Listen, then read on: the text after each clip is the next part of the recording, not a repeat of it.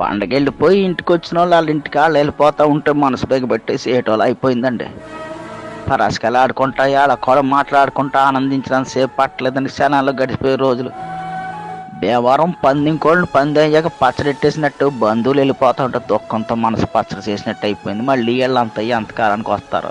తాపేశ్వరం, పూతరేకులు, పెద్దాపురం, పాలకోవ, ఏలూరు, పెరుగు చెట్టు, కాడట్టుకొచ్చిన జున్ను పాలతో తీయడి జున్ను అన్ని కబుర్లు ఎట్టుకుని తిన్నప్పుడున్న మజా ఒక్కసారిగా పోయి సంబరం గాలిలోకి ఎగిరిపోయిందండి. కళ్ళకి మసకేసి చీకటి కమ్మినట్టు అయిపోయిందండి. ఇప్పుడిప్పుడే దిగుతున్న మామిడి పిందులతో మెంతి బదులు ఎడితే పిల్లలకి తీసుకుంటా కంచాల మీద కలపడ్డారు. ఇవన్నీ రుచి కుదరడం వల్ల అనుకున్నాం, కానీ చుట్టాలతో వచ్చిన పిల్లలతో జత కట్టిన సరదా వాళ్ళని నిజం తెలియలేదండి. అదే పచ్చడి పుట్టెడితే బొడ్డోళ్ళు ఎవరికి కంచం వైపు రావట్లేదు.